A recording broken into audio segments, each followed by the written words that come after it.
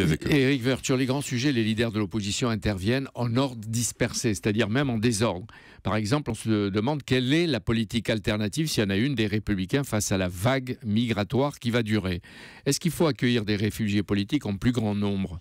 En tout cas, ces vagues migratoires, elles montrent une chose, c'est qu'il y a une peur absolument considérable aujourd'hui, à la fois dans un certain nombre de pays qui sont en train d'exploser, évidemment qui se répercutent partout dans le monde. 56% des Français sont contre ce mouvement, etc. Qu'est-ce qu'on fait ? Vous êtes dans les 56%, vous ? On organise... Vous êtes dans les 56% Moi, qui n'en veut pas ? En tout cas, je veux qu'on traite le sujet avec humanité et je veux qu'on le traite avec fermeté. C'est-à-dire on les accueillir partout. Et là, on ne peut pas accueillir. Il y a un moment donné, on ne sait pas faire. Et en même temps, on doit comprendre que ces nouvelles vagues d'immigration, elles sont provoquées pour de nouvelles raisons. C'est pas des raisons économiques uniquement, pour de nouvelles raisons qui font qu'une famille qui est en Syrie ou ailleurs, qui est sous la pression de Daesh, elle a évidemment envie de partir parce qu'elle n'a pas envie. Donc il faut aller de taper sur Daesh d'abord.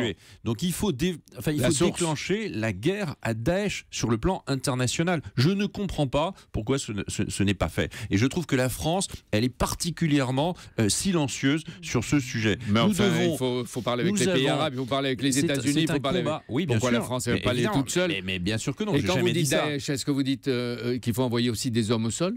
Mais évidemment, c'est l'État islamique, c'est un État, c'est comme ça qu'il se présente. Il est en train de partout faire en sorte que l'inhumanité est en train de gagner contre l'humanité. C'est l'humanité qui doit gagner. On a tous nos modèles de vie, nous avons énormément de pouvoir et de puissance militaire. L'ensemble du monde entier peut à un moment donné écraser une vague de terrorisme qui est en train de fragiliser l'équilibre mondial. Et les Français, ils ont peur du chômage, mais ils commencent aussi à avoir peur, non pas uniquement de l'insécurité du coin de la rue, mais de l'insécurité totale qui est celle qui menace leur mode de vie.